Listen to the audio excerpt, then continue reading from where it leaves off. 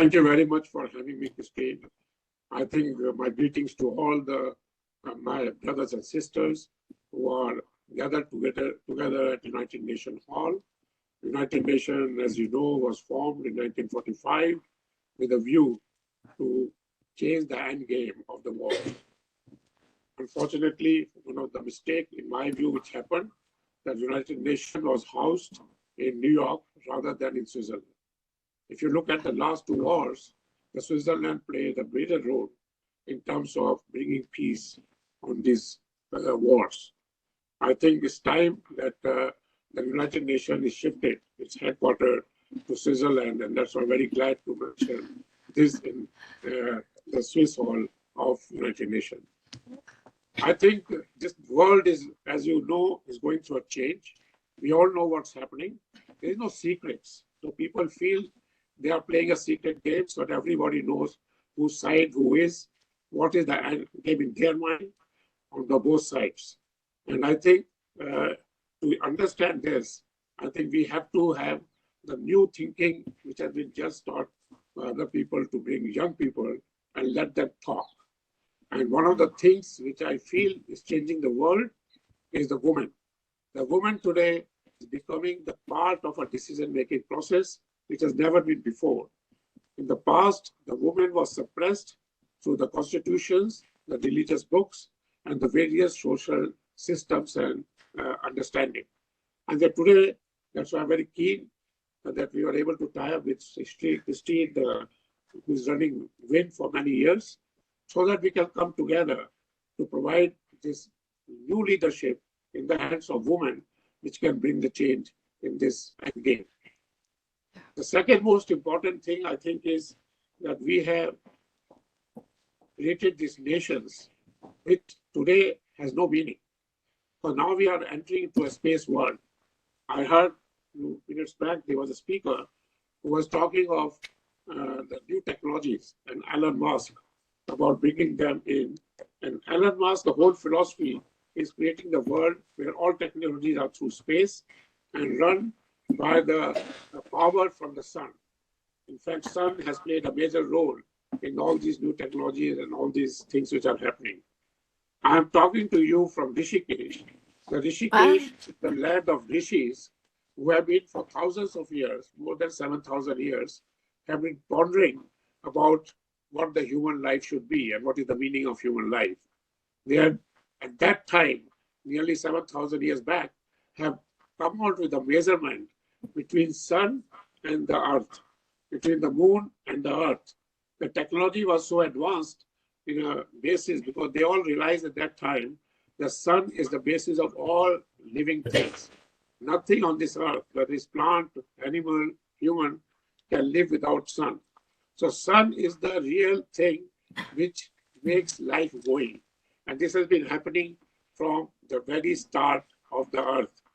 And I think when people talk of God and religion, they forget the only God who we can all agree to is the sun itself. Because sun is something which is visible.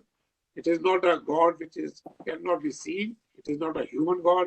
It's a God with indefinite, unimaginable energy. And it is continuously using that energy to bring life to the earth and also now in the space. The sun is also generating its energy through a system of fusion, which is going to be the future power by which the earth will be done. We have understood in the past we had coal, we had oil, and we had solar energy. But I think the future energy will be fusion, which can be done at a very localized level at every small cities, and because that can be like 3,000 megawatt of energy. So I think this sun is the basis on which we can find a common ground. And though we are working in different parts of the world, when I came to Rishikesh and made my new home here, after getting the Rajarshi, which is the new title, I realized that we have to go much deeper into the human society. And we have to restructure this human society, which has been done in the past. The United Nations was a very big mistake for three reasons. One, because its location in New York, which is part of the fight, because the US was in the fight last time. And also, they made a club of 5 nations, which became the Security Council. And now this Security Council member, on one side Paris and other side Russia, is becoming the major cause of the war, which cannot be resolved to the UN because of the vetoes both these nations had. And thirdly, it has been a place which is now being run by bureaucrats and not about people who can bring the change, the philosophy and all that. That's why 1946, after the making of United Nations, and another body was made, which was called WAFUNA, World Federation of United Nations Association. And the purpose of WAFUNA was to create the people who think like a global citizen. But unfortunately, that has not taken off because none of the nations want to lose their control by having their population think themselves as a global citizen. I am a Singapore citizen. I moved out of India, and at that time I decided to launch this United Nations, formula of WAFUNA with the WIN to create this body. And I'm so glad that with this body I've learned the power of women, which is being disclosed to me, and I'm telling Christine. So there is no gender equality now. We have to think beyond gender. And that is, I think, one of the chapters of this conference, that the women can now think as a leaders without gender, without being discriminated as being a woman. So we are having leaders who can be both men or women. So we need to think beyond gender. The last but not least is the situation which has been created by various, behind all these fights is also a religion. So we have major religions who are trying to promote themselves, and because of that, also this division takes place. And a lot of people do understand that the soft power behind this war and behind this groupism is also the religions, the Christianity, the Islamic religion, the Hindu religion, and other religions. So I think we have to go beyond. That's why I said that to go beyond religions, we have to have a concept of one God which can be accepted by everybody, including the youth. And I think in our Vedic philosophy, the sun has become the basis for that. And this is a high time that we do that. So the end game, Christine, is one is change on the whole laws under which we work, the religions, the also change of the location of United Nations, and also the Switzerland, which has been always playing a role of peace in the world, should reposition themselves to take position to create this world without war. And the two vetoes nations who are fighting, we should get rid of the vetoes in United Nations so that the General Assembly can play effectively the decisions to be taken rather than the Security Council. So these major changes, unless it's done, I don't think you will stop this war.